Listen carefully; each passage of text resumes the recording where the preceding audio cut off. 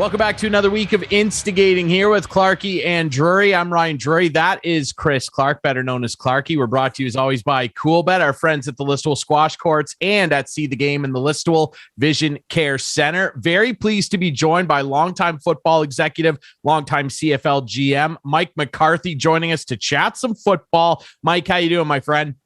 Doing well, except for the shutdown, the COVID deal. But what's new? It's new way of life, I guess. Yeah, it certainly feels that way. And I have all my shots and the booster. So everybody get out there and get your shots. So absolutely. Yeah, I got boosted last week. Very happy to do so. Hopefully everybody is following suit. We know that one guy that has not followed suit but continues to perform very well is Aaron Rodgers. And we're ramping up for what they're now calling Super Wildcard Weekend in the NFL, our first year with 18 weeks, 17 games, and Aaron Rodgers performing very well again. So before we dig into some of the matchups, we know the Packers are the number one seed. We're not going to see them in action this weekend, but here we are at the end of the year with another big MVP debate. And I would say that based on the last week of the season, they probably shuttered the chances of Jonathan Taylor, the brilliant running back of Indy, being in the mix. Maybe Cooper Kupp can get in as a third guy, but it pretty much comes down to the quarterbacks, Mike. It's Rodgers and it's Tom Brady. So let's talk between those. Definitely, Ryan, it's between them two. I mean, Brady's had a hell of a year for a 44-year-old guy. I mean, it's amazing. Nobody's ever done what he's done. How many 44-year-old quarterbacks have played? And of course, because of the way the rules have changed, so hitting quarterback is not like it was 20 years ago. You could just wipe the guy out, and, destroy him. Now they're all protected. Don't hit him below the knees. Don't hit him in the head. All those things you do in football, you can't do anymore. So all the fun things we could do, blow somebody's knee out, give them a concussion, step on their throat, all that good stuff is gone. Can't do it anymore. Yeah, they've definitely eliminated all of that for sure. I mean, it sometimes still happens, but they've cracked down a lot on it. But when you kind of stack these two guys up, Aaron Rodgers and Tom Brady, and their seasons, like you said, we've never seen what Brady's doing and what he continues to do as the elder statesman of the league. 7-time Super Bowl champ, leads the league in touchdowns and passing yards. But then Aaron Rodgers has just been absolutely unbelievable as well. But he did have to miss a game because of his unvaccinated status, which of course caused a big stir this year. There was the whole controversy with the writer in Chicago who said he wouldn't vote for him, which I think was silly in and of itself. That was Hubarkish. Husband used to do a football book every year for collegiate prospects. It was Pro Football Weekly, it was called. And it was a newspaper, and they put out a football draft book. It was him and his brother did it, and it was highly recommended. They probably had Aaron in there back in 92 or 3 or 4, whenever he was drafted. And so when he said, "I don't know this bum," I thought they would take it a little too far. I know the guy's been a loyal Bear fan and a great media acquisition for interviews and everything else over the years. So, but Aaron, he was so not being a non-vaxxer and then saying he was immunized. How he ever got away with what he got away with, I don't know how he got away with it, because the league is on all this stuff, and finally they caught up to him. Like all these people that are non-vaxxers are getting caught now. So, I mean, it's crazy. Yeah, we've seen it in the hockey world too with Evander Kane. We'll talk about that later, Clarkie. But do you think that hurts his chances of being MVP? And if you had a vote, Mike, who would you put your money down on? Because this may be a one-time thing with Tom Brady. I think Brady's a guy to me. So, Aaron has had a fabulous year. I mean, that offense, he's got it down. I mean, after 2 years, the same coach now, who's a very innovative guy too. It's really a West Coast offense is what they're running. The Bill Walsh West Coast that they did, but they change it up a lot. And it's like same thing with the Tampa Bay's offense. They're looking for those 5 to 6 outlet receivers, and that's what it's all about. You get everybody's an empty backfield most of the time, and using your running backs as receivers. And I like them both, but I kind of go with Tom.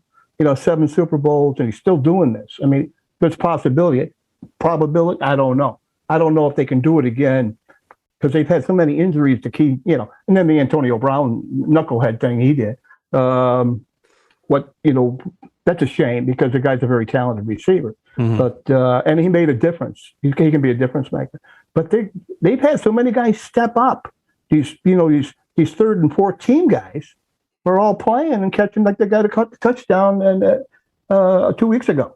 Yeah, just put them on the roster. He caught that long bomb and they won that game and with 20 seconds on the clock? What it was? It's amazing. Yeah. Before we talk about the playoffs, I want to talk. Geez, sorry about that. I just whacked my mic. You've been drinking again? No, I'm good. Okay. I'm totally good. I have a broken mic stand, so to be honest with you, I'm using a candle holder today for my microphone. So I like it. Yeah, like the candle. Like the candle. It might be more fun. Like the candle. Yeah, exactly. Anyway, sorry about that. Anyway, before we get to the playoffs, I want to talk about the last week of the regular season. And I'm a casual NFL fan at the most, as Ryan knows and Mike, But my daughter, who's a big fan, actually, she's a New England fan, came to me and she said in the morning, she goes, Dad, there's a scenario today that a tie game tonight could get a team into the playoffs. Or both teams into the playoffs. And I said, what do you mean? She goes, well, if Indianapolis loses and the Steelers win, then the Chargers and Raiders game Sunday night, if it ends in a tie, both teams will get in. I'm like, that is a crazy scenario. So of course I'm interested now. So I hear, and if I'm getting this wrong, Ryan, I'm right so far, right, Ryan? You're good. You're doing good. Good. Okay. So Indianapolis loses, Steelers win. Whoa. Now the game tonight means something.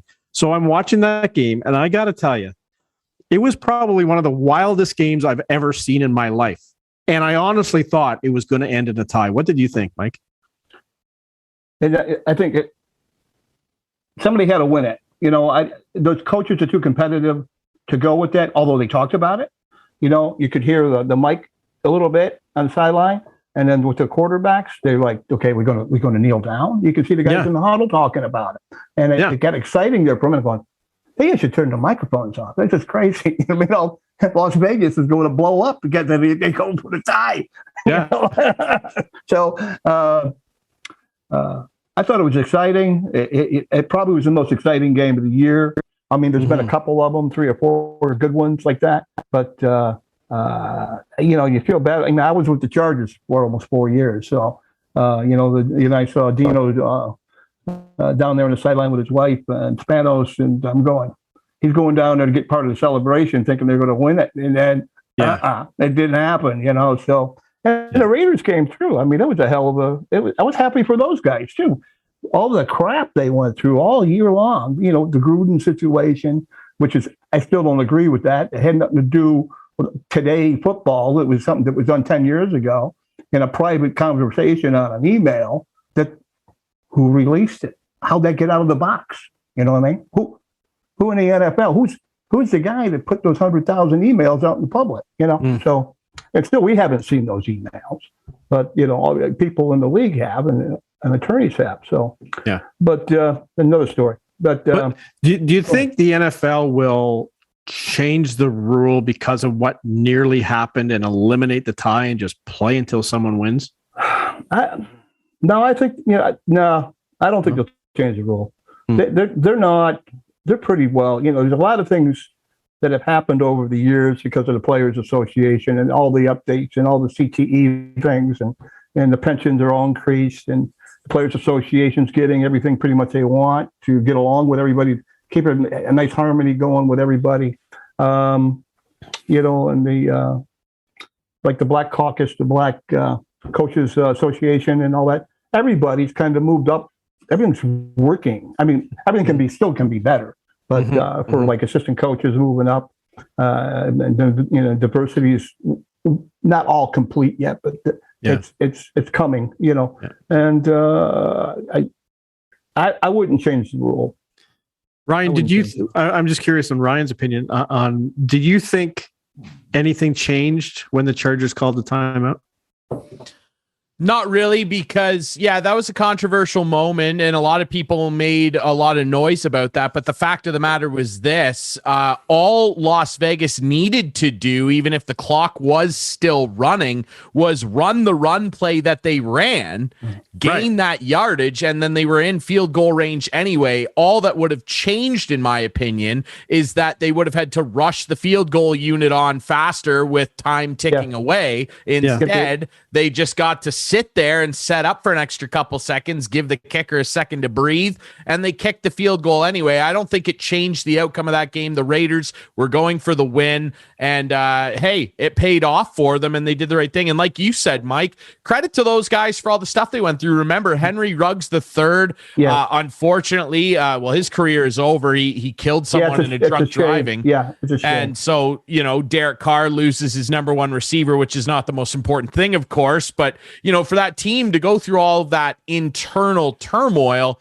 and turn around and make the playoffs when a lot of people counted them out is pretty darn impressive. Mike, I want to ask you as well, because one of the things that had to happen to set that game up to be so important was Indy losing.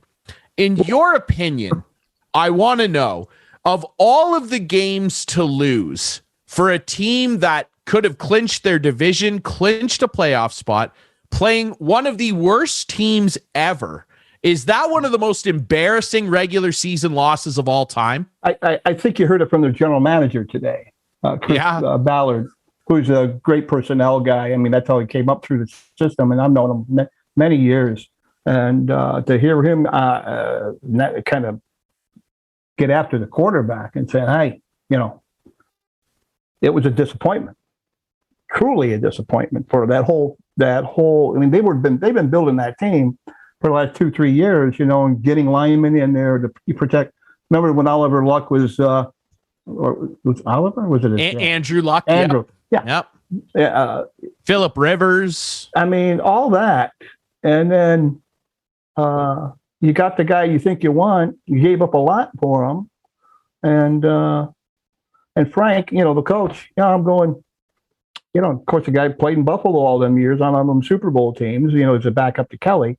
And this guy's been a hell of a football coach when he was coordinator with the Eagles, and they beat the Patriots in the Super Bowl with the little alley-oop play they pulled off that people don't even talk about. They were offsides when they caught the football. Eagles. Nobody talked about that. We don't need to talk about that. I'm a Patriots fan, Mike. Gotcha. We can move past that. Patriots went offside. Philly was offside. I'm aware of who was offside. I'm just telling you. Yeah. Yeah. You watch the video and you go like, wait a minute, that guy. Whatever. So you both just mentioned the Bills and the Patriots, and that's what we have Saturday night. And it's supposed to be freezing cold in Buffalo, down the street from you in Stony Creek there, Mike. Yeah. It's about 45 minutes away. That one, both teams used to play really affected, and I saw some not so good stats for Josh Allen. Cold was not that good. So well, Josh, he played his career in Wyoming, right? It's cold in Wyoming this time of year. I mean, it's snow. You're in the Rocky Mountain range up there. He's played in the snow in his career. That's why he's so tough. I think, it just makes you a little tougher of a guy. Mac Jones played in Alabama.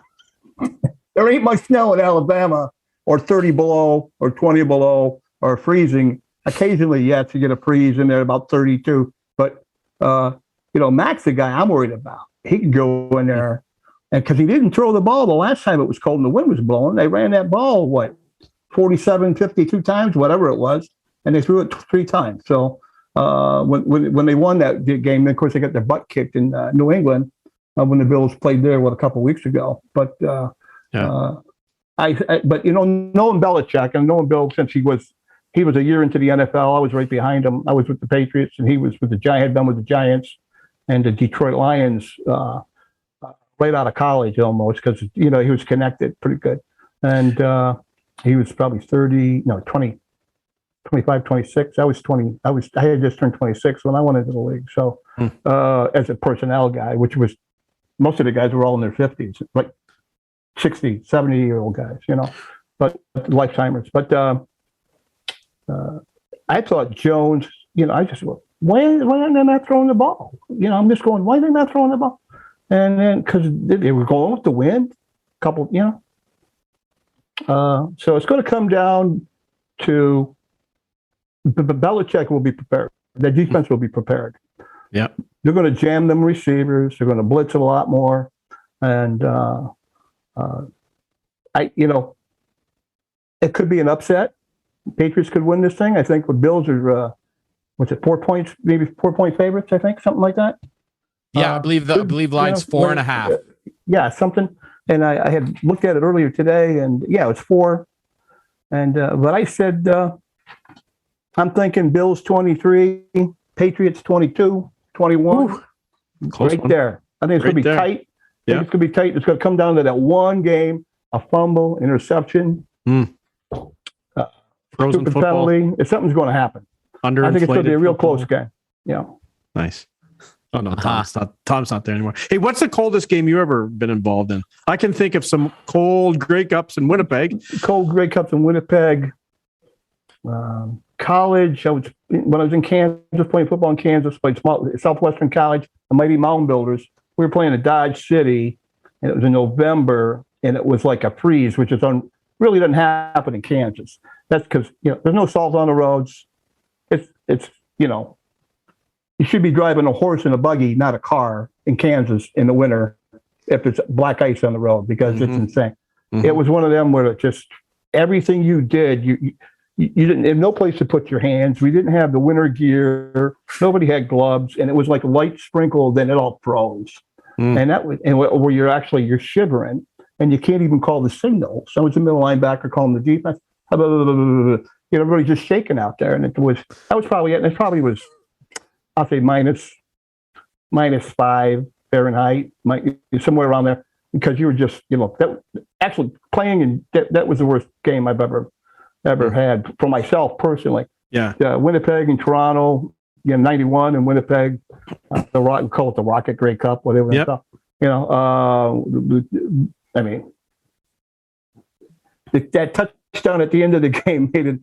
We were ahead anyways, but it was nice icing on the cake, Yeah. At that game, we didn't have to get that, but it was great. But it was cold. It was the frozen beer can, Kim. Oh, and there were two. Everybody talked about the one in the end zone almost got him.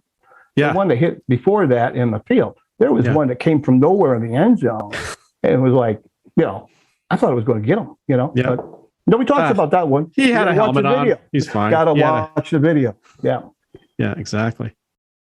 Absolutely. Now, Mike, I know that there's a lot of other great games going on during this super wild card weekend. Obviously, Raiders Bengals, that's going to happen earlier on Saturday before Patriots Bills. I like your call on the Pats getting an upset here. Bill Belichick rarely ever loses to the same team twice in a season. So I'm biased, of course. I will pull for my Patriots by a narrow score. I'm a Patriot alumnus. Yeah, absolutely. So we're all connected here. Yeah. There you go. What about Raiders Bengals? What do you see happening there? Because credit to the Raiders for turning their season around, but boy, Joe Burrow and that offense, man, they look scary. Yeah, Chase and Burrow is like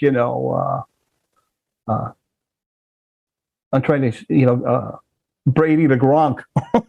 Yeah. I mean, just there's a rhythm always. There's a rhythm going on with those two guys. Harrison. Bengals, I mean, this could be really a shootout, Bengals, I mean, our favorites. I think this could be one of those games. It could be 47 points, 51 points. I think they're going to keep moving the ball. Both teams are going to keep moving the ball. The Raider defense might be a little bit better pass rush. They can get the quarterback, but Burrow's getting the ball away. The old Belichick trick with offense, New England in games was they always have their offensive line step into the defensive, even on pass plays, so they wouldn't know if you're running the ball or passing the ball because you had an attacking block from your tackles and your guards, and your center would be the guy, holding back there, protecting the quarterback a little bit more. And sometimes you see the quarterback on that snap, on an empty backfield or a shotgun, which is like 95% of the time now with the quarterback. So you're in a shotgun for even when you're running the ball, the guys are a shotgun handing the ball up, left to right, or whatever.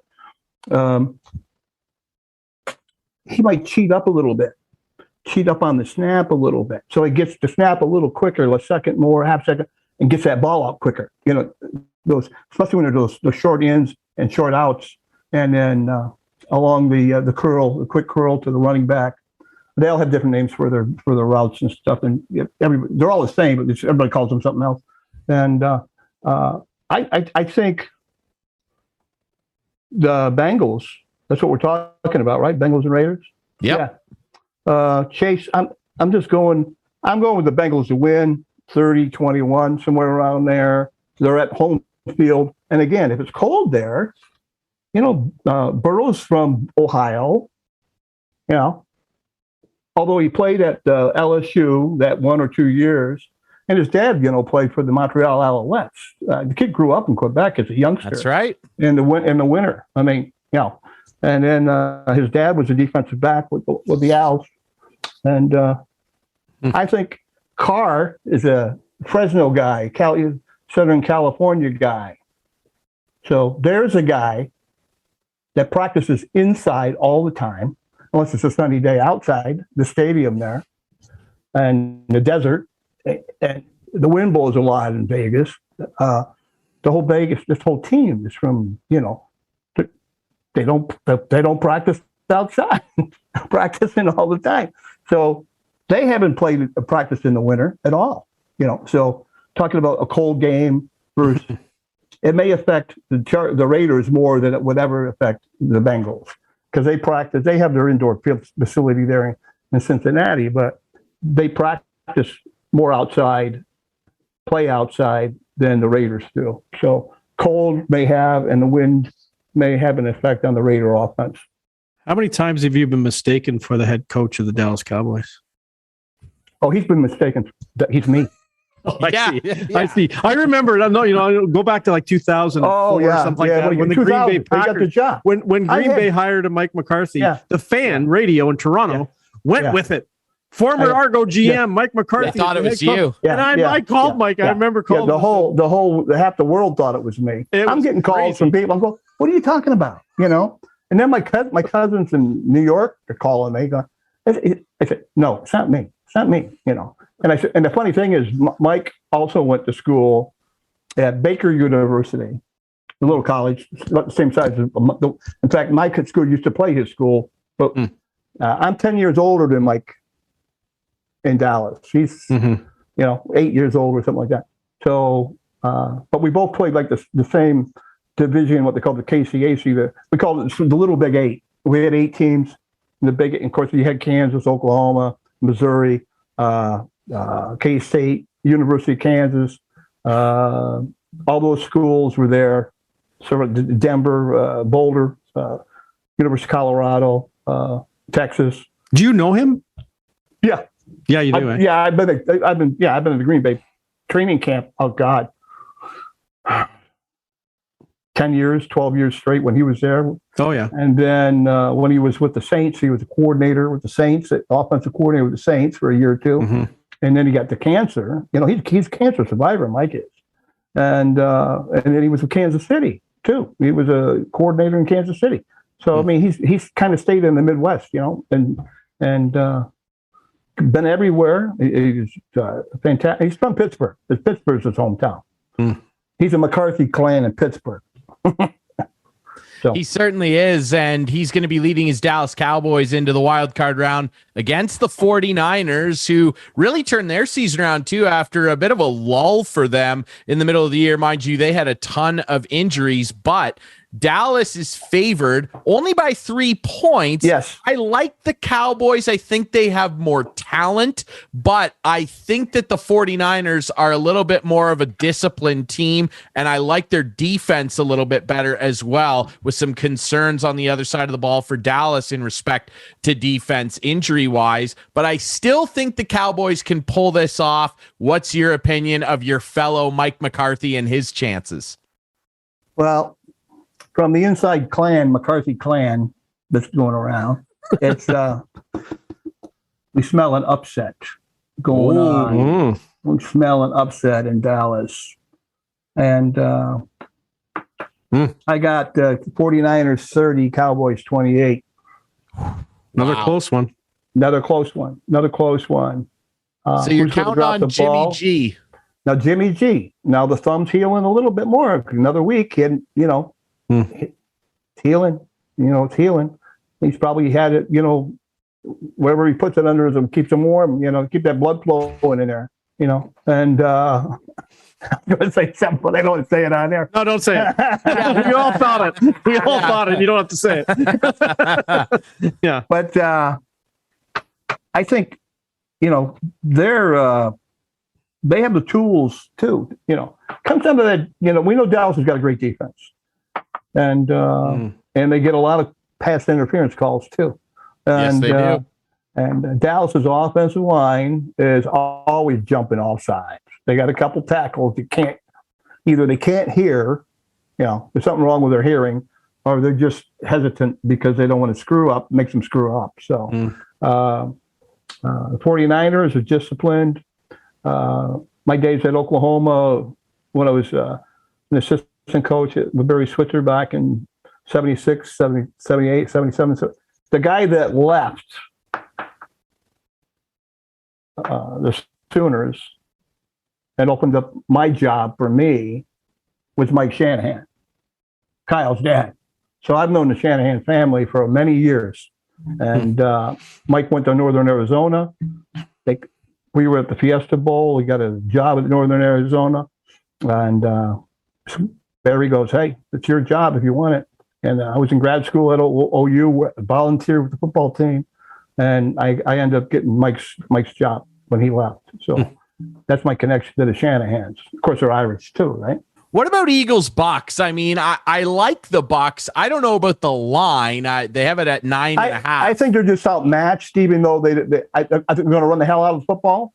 The kid, the hell of a running back, and the Clemens kid that's playing for Dallas now. It's a backup with Pollard and Zeke. Was an Eagle. I think he was the 3rd or 5th round, and he played very well in that Super Bowl year with the Eagles. And he was another Wisconsin running back. And when he was there, I think Williams was the kid from with the Colts. Was a freshman or right behind him. He was a backup to Clements. Clements was a starter at Indiana at Wisconsin. So, and Paul Christ, who's the head coach at Wisconsin, was on our staff in Ottawa when I was with the Rough Riders. So he's the head coach in Wisconsin, and he was our quarterback coach in Ottawa with Danny Barrett and Fleetwood and Andre Ware. We sang the last week of the season. I got Andre Ware up there, who had been a Heisman Trophy winner and first round draft choice with Detroit Lions back in when's that?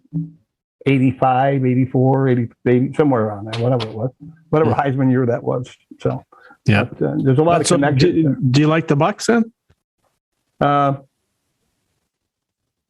You're picking Tom Brady to win the MVP. You got to pick the Bucks to win. I take the Bucks to win. Okay. Yeah. I talked you into it. To win. I have the Bucks as well. I just don't. But I think they're going to run the ball a lot too. Gronk's still there, and they have these receivers that got them stashed. And they're healthier now too than they have been the last couple of weeks, and we'll see. Right? We come down to it, and the weather's not an issue unless it rains or there's a hurricane something down there. But I don't think weather's not an issue there. Mm-hmm. Tom will be ready for that anyway. We know he can play in bad weather. Let's talk Pittsburgh and KC. Pittsburgh getting in by the skin of their teeth, and Ben Roethlisberger kind of jokingly said the other day in a news conference, well, we have no chance. We might as well just go out and have fun. And what he's just an aloof guy. No, but he's such a boring quarterback to watch. It's painful. Now. That's what I'm watching. Right now. I mean, he's the last of that great draft class, I mean, that's it. Manning and Rivers, and we drafted Rivers. We drafted Manning, then we traded for Rivers because Manning didn't want to play in San Diego. And there's we can write a book on that. I got, Archie came out and said, "Hey, we don't want to play here because you didn't draft Peyton." Great. Okay, that was 5 years before that. You know, it was a grudge. There was a grudge going on. So with the Spanos family, so he told him, he came. I can remember him being in the office, telling AJ Smith, "Hey, we ain't. You draft him. We're just going to sit out." And so that we made the trade. So the Eric Lindros of the NFL, if you will. Correct. Yes. Same deal. Same deal. Well, it worked out pretty okay for him, I guess, in the end. But do you think they ended up going to Big Ben can win Super Bowls? We never got to one. Do you think Big Ben can win a game, or is he done? I think this is the last hurrah, you know? Yeah. So look out. You know? You like them. I'm just saying.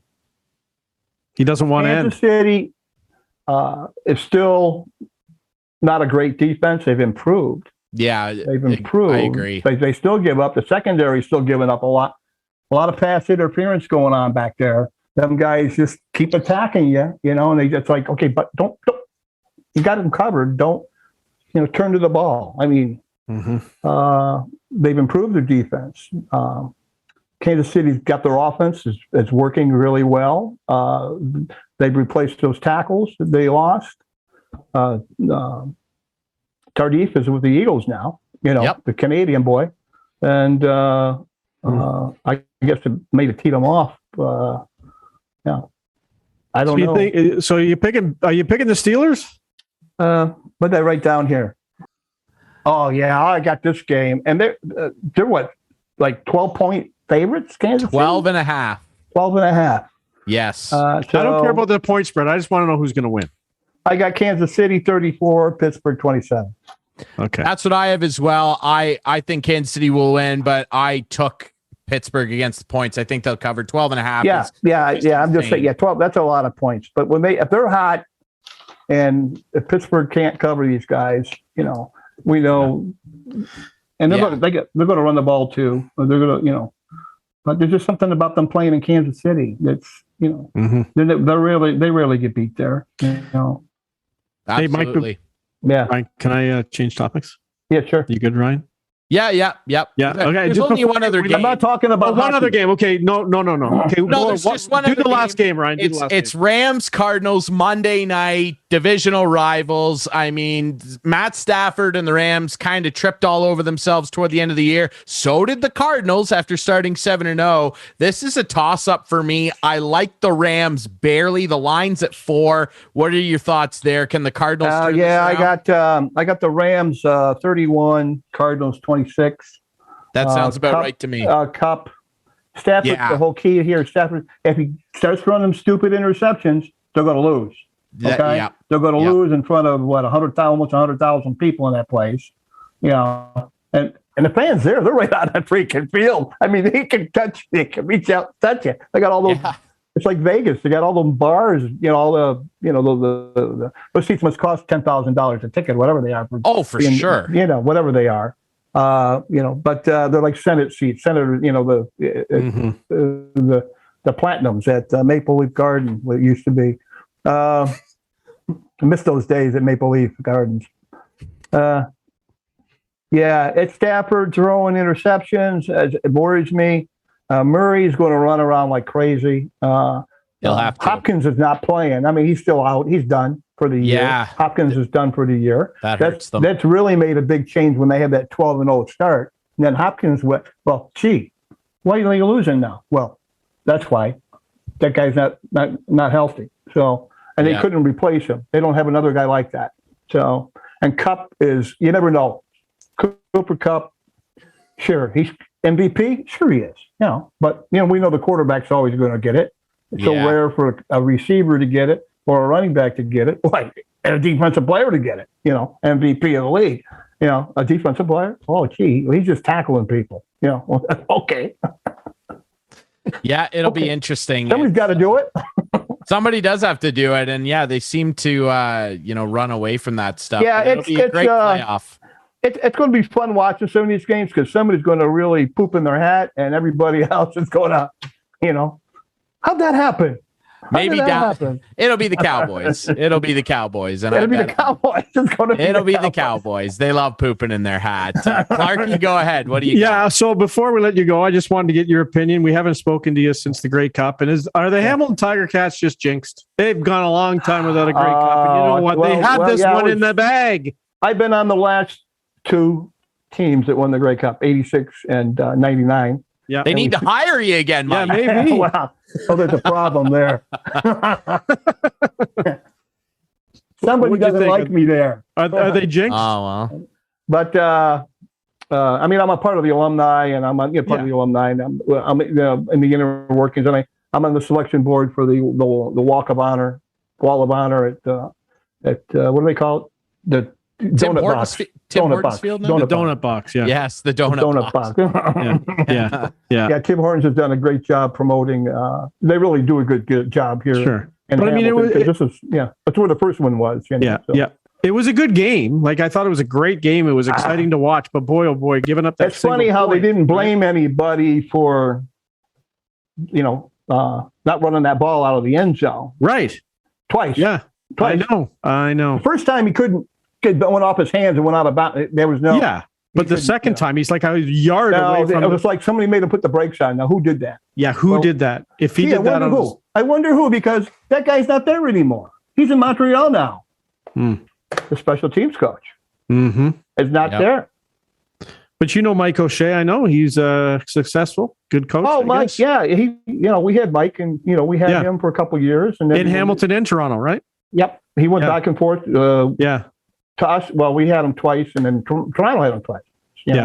And then Mike's done an outstanding job. He's it's funny. He's in the PEG, and Coach Grant back in the 50s and early 60s. Bud Grant. It's very similar guys, and I've known Bud for a long time. Yeah, going to Minnesota and stuff, and Mike and his person are like even. They're like interesting. It's really, they're letting the beard go and just. Ryan, do you know Bud Grant? I'm aware of who Bud. Okay, good. Okay, yeah, good. He's still alive. He's still kicking. Coach Grant. Yeah. And if you go to the training camp at the Vikings in Mankato, usually they have the training camp in Mankato, but they used to. I don't know if they still there now. They used to go. It was called Mankato College. Now they call it University of Mankato. So they got upgraded to university now. But nice little town, a little southeast of Minneapolis, and very nice little town. But Bud was always at training camp, and we sit there and watch video. I'm used to saying film, but you guys are not. You don't even know what film is. I do. I'm old. We know what film is. I know what film is.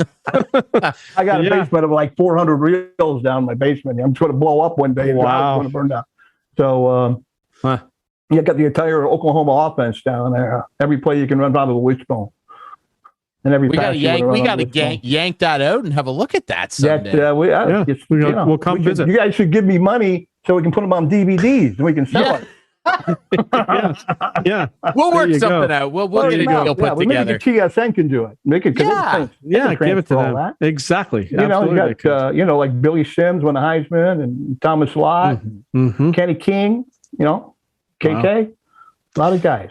Hey, a couple other things before you go. And on more of a side. I'm not giving you any money. No, I know. No, okay. Well, you can if you want. No more. The first time I met Mike McCarthy was down at Exhibition Stadium in the office down there. I was working for the Fan at the time, and we were talking to him about a couple of players he had on the team that we wanted to involve in a radio show. And it saddens me to say it, but the guy who we were really interested in was Chris Schultz, and he was still playing. And I had talked to Chris a few times about coming on and doing a show on the radio, and we wanted to get Mike's blessing and everything. We did, but boy, oh boy, what a sad time it was last year when Chris passed away. Do you have any Chris stories you could share with us? Then when I go to the Argos after my 5 years here in Hamilton, Chris was one of the first guys, knocked on my door, came in. Hey, I want to introduce. I said, Chris.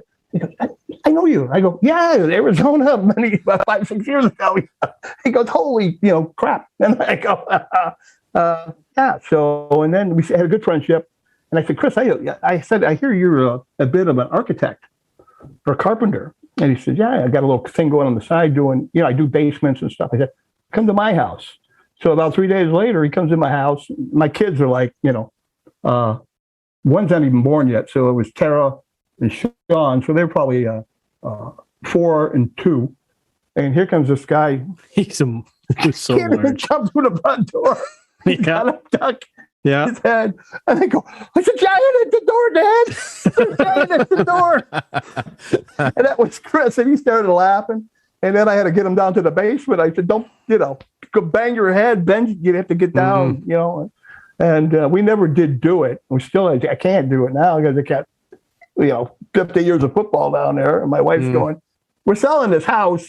And what are you going to do with all that in the basement? Always knew he was always around when it was at the Tiger Cats, from 85 to 89. He's come to the reunions. Everybody talked about Sudsy. He was Joe Zuger's roommate back in the day. They were roommates together, him and Joe. And of course, Joe was our GM when I was here the first time. And he told me all the Sudsy stories. Can't talk about but the Sudsy stories. Yeah. And then I came in 97, 96, I go to BC, and we just signed Dunnigan and just signed Calvillo. Signed Calvillo in 95, did that. We signed Calvillo, got him here from Las Vegas when they shut down the U.S. teams and the CFL. And then we got Matt. I got Matt because I had Matt, in Toronto. And we got Matt. So I had Calvillo and Dunnigan here. That's a good combo. Yeah, it was a good combo, but you know what? Dunnigan got the concussion, and that was that for Matt. And then as a player, and then he went to Calgary as a coach or GM or something for a year. I guess it was a year or something. And then now he's back in TSN before the TSN days. And but Don, so now we're in '96. I went to BC, president, CEO, come back. After we got Braley to buy the team, because my family was here, and I didn't want to move them out to BC. It cost too much to live out there. I didn't say, I'm not doing that. So I'm in the same house I bought in '85 here. Wow. So bought it for, I think it was like 115, brand new house, 115,000. Now I can get almost $1 million for it. That's a joke. Isn't that crazy? Yeah. So probably more. If anybody wants to buy a house for $1 million, they can come out of my house. Sure. Yeah. Clarky will be over. They can have mine anyways, too. I'll finish the Sudsy thing. I know you guys got to go, but so Don, I come back, and then in '97, and then Don. Now Calvillo's playing, but he's not. They're trying to run offense. He doesn't run, and Jackson. I'm trying to come to the guy's coordinator, whatever his name was, Arkansas guy. Oh, geez, whatever. He ended up offense or defensive? Offensive guy. So he was running the offense, and it wasn't working. So they ended up firing Don. Okay, so then I take over as the acting GM or football operations guy, and then. So we got hired a new coach for the '98 season. So that's when I go to the Grey Cup in '97 in Edmonton. Maybe I hear Ron Lancaster is going to either get fired or resign. Okay, because him and Huey, I don't know what the deal was. Of course, those guys were teammates back in the '60s. With Edmonton, with Saskatchewan, Hugh Campbell and Ron Lancaster were teammates for 5 or 6 years. So I said the first thing, Ron, you're going to come to Hamilton. We hire Ron, and then I said, hey, we should try to get Sudsy back here. Our defense is awesome. I said, Mumford is going to be a great player. I got Tiggle, I got Hitchcock is here, Schelling, great defense.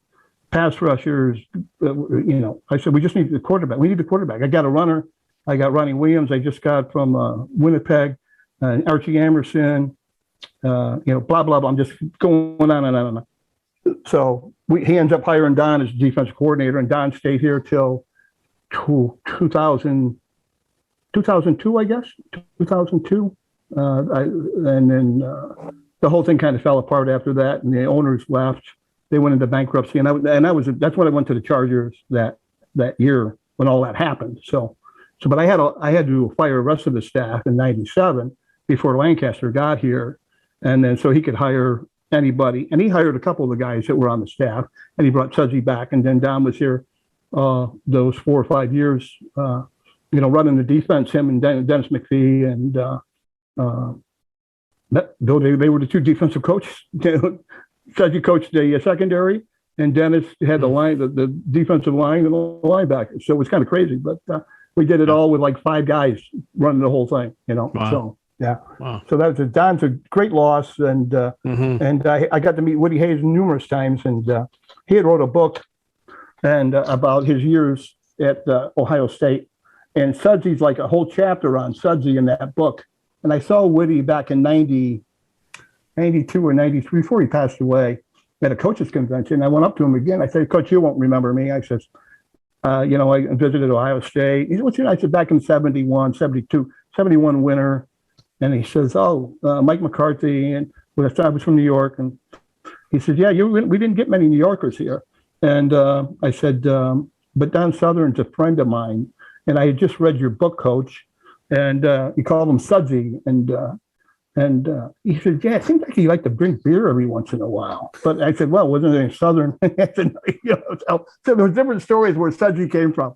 So then I get here, and I had been here and met with, Joe Zucker was the GM, and telling him the stories about Woody Hayes and the chat. I showed him the book and stuff, and it was really kind of cool reading about Don as a player at Ohio State and how much they depended on him as a kicker, and how many games he won for him as a kicker, and was a very good defensive back. And of course, he's in the Ohio State Hall of Fame, and Hamilton Sports Hall of Fame, and the CFL Hall of Fame.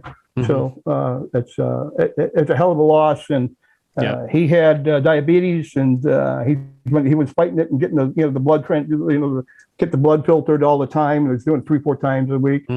And it was, but we all got together in 2019. That was the reunion with the '99 team. We had the 20th, and we all were together, and we had a hell of a turnout. We had about 47 guys here, and Don got to see everybody. And good. And that's good. Buddy, so that was it. So, but we miss him, and God bless him. Yep. Absolutely. Rest in peace to him, and obviously Chris as well. 2 big losses. Mike, we really appreciate you doing this, man. Best of luck with your predictions with the NFL playoffs. Well, it don't matter. I don't have any money to bet on them, because you guys don't pay me, So, well. If I win any money, I'll maybe send you a check. We'll work something out. Cool. Absolutely. Yeah. Mike McCarthy. We really appreciate this, brother. Thanks for doing this. Stay safe and stay away from the non-vaxxers. Will do, my friend. Yeah, you too, Mike McCarthy. All right, we'll take a quick break. When we come back, lots to talk about in the hockey world, including Evander Kane's new landing spot and an incident at the Florida Panthers game. We'll touch on that next here on Instigating.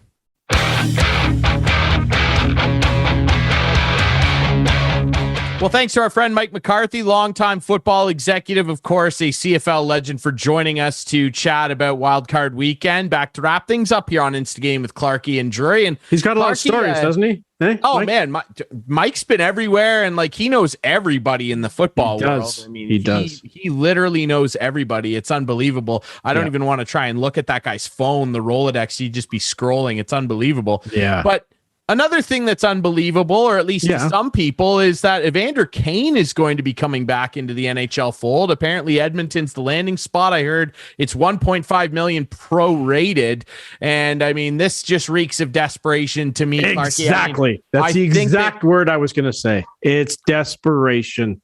Yeah, I think Kane's a really good hockey player. I don't necessarily think that he is a good person necessarily. Now, I don't know Evander Kane, but you just read all these incidents and you hear all these things from former teammates. There was the infamous suit incident in Winnipeg where Dustin Byfuglien threw his suit in the shower. And now you hear his teammates. And you're bringing this guy into the oh my God. Well, you hear his former teammates in San Jose now, Logan Couture won't even acknowledge he exists. And you're in a room formerly with guys like Thornton and Pavelski. They all can't stand this guy. And Jeff O'Neill said it best the other day. When you hear in the hockey world that someone's a bad guy, That's a real indictment. And that's all you hear about this guy beyond the unfortunate things with the gambling problems, the unfortunate drama and airing out of laundry with his wife and everything. Like, it's a disaster. And Ken Holland said he believes in second chances. Well, what's this? Like the 4th, 5th, 6th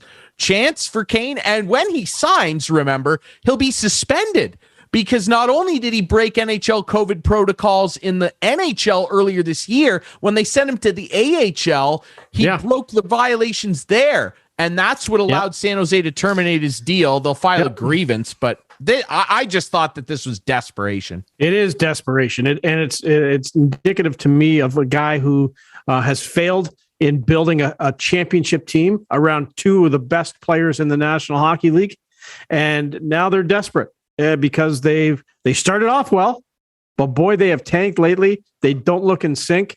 I mean, can't get a save. Tippett is like another good coach. Who's going to come in next? Like, how many good coaches are you going to bring in? Is Babs going to come in too? That'll be good. Bring in Babs and Evander Kane at the same time. See how that changes their dynamics in your dressing room. Anyway, I don't know. It's desperate, and good luck to them. Good luck to them is all I can say. Best of luck in Oilers land. It's looking pretty dire. An incident occurred the other day. You're smiling. I don't know what you're going to get to here. What are you getting at? Now, I cannot believe you and producer Adam made me aware that you are both not aware of this, which makes me wonder. Well, maybe I am, but maybe if you have your phones on ever, if you ever look at social media, because something occurred the other night in Florida where the Panthers were playing the Canucks and they won. Good for them. Something occurred in the stands. They had world-renowned rap artist Kodak Black in the building, and he had a private suite. And when they, as you know, you'll typically see arenas do, when famous people of note, Jack Nicholson at the Lakers, they'll show them on the big screen. They show them on the big screen. Okay. And when they panned to Mr. Kodak Black in his private suite to announce that he was attending the Florida Panthers game, he was caught on video doing what appeared to be a very adult act, I'll call it, with a young lady that was with him in the suite. And it went on national television. And I'm sure that Gary Bettman is horrified right now. Now, after further video review, it was revealed that what he appeared to be doing was not, in fact, what happened. There was a side shot from within the suite on his Instagram, I think, where the young lady was just dancing up against Mr. Kodak Black. But the initial view that everyone in the arena got was appeared to be something else. And Clarky, you still kind of look confused as I explain this to you.